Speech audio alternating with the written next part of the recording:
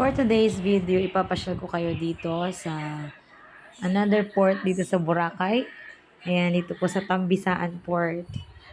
So ito po, isa rin ito sa napakaganda. Sa mga nagbabalak na magbakasyon sa Boracay, huwag niyong kalimutan na pumunta dito sa Tambisaan. Ito po siya, ang ganda-ganda. Pwedeng mag-picnic, pwedeng isama buong pamilya, buong barkada.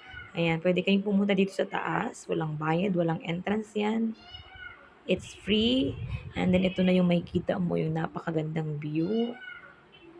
So, ito po ay hapon na. So, kitang-kita din po dito yung sunset.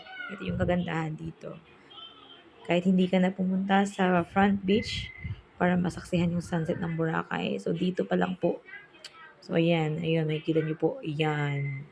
Napakaganda ng view. So, pwede po kayo dito maupo, maglatag, or ano man yung gawin nyo, mag-tumbling. So, pwede nyo gawin yan. So, ayan dito, napakalawak po ng space. So, ayan na yun. Ang ganda mag-picture, ang ganda ng ambience, ang ganda ng view, lahat. Pwede kayong mamingwit. Ayan.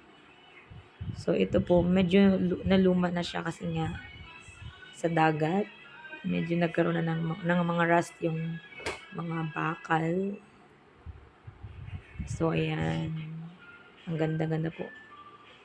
Pasyalan. Ang dami pong pumupunta dito after ng mga trabaho ng tao sa hapon. Lalo na, ang daming mga kabataan dito pag hapon na tumatambay. Ayan. Enjoy yung bata sa pamamasyal.